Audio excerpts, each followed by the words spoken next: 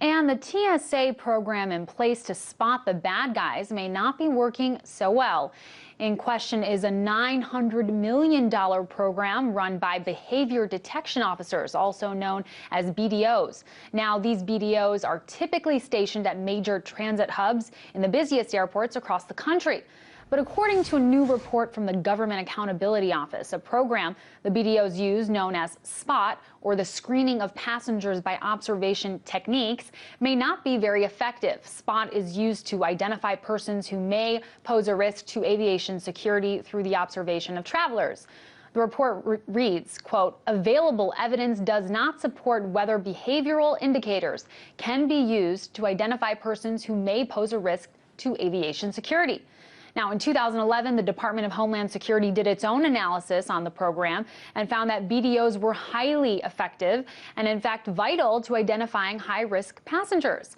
However, this recent GAO study rejects those findings, saying they were based on bad science. In the report, the GAO urges Congress to cut funding for the program. But at a hearing yesterday with the House Subcommittee on Transportation Security, TSA Administrator John Pistol said behavior detection officers are essential. My concern with those efficiencies is that if we remove one whole layer of security, that being the BDOs, who again are the least invasive and looking for intent rather than items, then that gives us an exposure to potential terrorists that we don't currently have. So to talk about this latest study and whether it's enough to boot this program for good, I was joined earlier by J.D. Tuccille, managing editor of Reason 24/7. I first asked him about the kinds of behavioral indicators that TSA would consider suspicious. Well, they're looking for what they say is deceptive activity. What that exactly constitutes is anybody's guess. I mean, they do have a checklist of things they want to go through that are supposed to identify high-risk passengers. The key indicator, though, is that the important fact is that there doesn't seem to be any basis for the program they've established. Right. Well, I do want to take a look at some numbers out of this report. The TSA looked at the number of people selected by SPOT officers for further screening at 49 airports in 2011 and 2012. It found that of the 61,000 travelers they stopped, only 13% were referred to law enforcement officers, and only 4% of those people were actually arrested. That's only 0.6% of all the people SPOT stopped for extra screening. You know, in many cases, the TSA has touted the program by showing that number of targets, that a certain number of targets turn into arrests. But are any of those arrests even terrorism related, or are these people ultimately arrested for some other kind of criminal activity?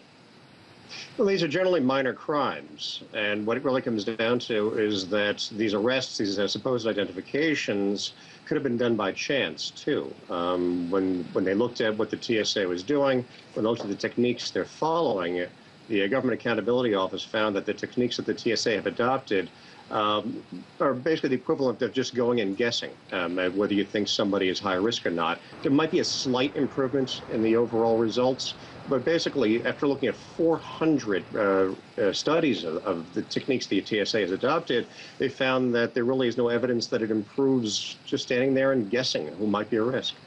And JD, how concerned should Americans be about this program allowing people to fall victim to things like racial profiling? Well, very much so. I mean, I know in the Boston office, a lot of TSA workers testified that being unsure what else to do, a lot of their coworkers, and there's 3,000 TSA officers around the country who are dedicated to using these techniques. But in Boston in particular, a lot of the TSA agents just adopted race as an indicator, and they would look at people who they thought might be suspicious based on skin color, and that's why they pulled them aside. And despite the numbers that question this program's effectiveness, the TSA does say it will continue to fight to keep BDOs at their posts, saying their practices are less invasive than other techniques that the TSA uses. Do you think that justifies keeping the program in place? Well, no. I mean, it's less invasive unless you're one of the people pulled aside for no good reason or for pure chance. And there's also a cost involved. 3,000 BDOs, 3,000 of these behavioral detection officers around the country cost money. That's $200 million per year. $900 million since 2007. That's not counting the cost of the pilot program. There's no evidence that the techniques they're using work. So this is great cost to taxpayers overall. And if you're one of the passengers who's pulled aside and harassed and hassled because somebody's spidey sense tingled, and there's no evidence that that spidey sense is worth anything, then it is a great cost to you in terms of time, in terms of lost flights, in terms of harassment. Spidey sense, that's a good one. And lastly, I do want to take a look at something that may actually pose a problem for the TSA. In just under 8 minutes, this man in a video we're going to show has been able to make a grenade out of things that you can buy in an airport terminal post-screening. In light of things like this, along with what we saw happen recently in California with the man who opened fire on flight passengers before getting through security, do you think Homeland Security should perhaps be using their resources a bit differently? Well, yes, these fixed security positions essentially are worthless. Bruce Schneier, who's a security expert, has called them security theater because they're very visible, but they don't do anything.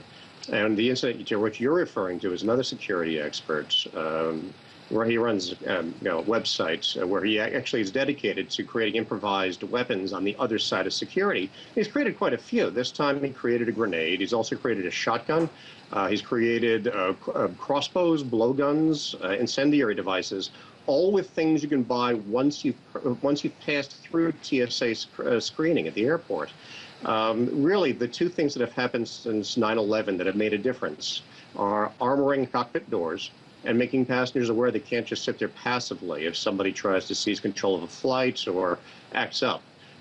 Those are the two things. You have to respond dynamically. Fixed security points of the sort that the TSA operates might harass people, but as the security expert with his grenade created on the other side of the security barrier has demonstrated, they don't make us safer. Because you can bet that terrorists know exactly how to do what this one fellow has figured out how to do. Sure. Well, I do appreciate you coming and breaking all of that down for us. J.D. Tuccille, managing editor of Reason 24/7. Thank you.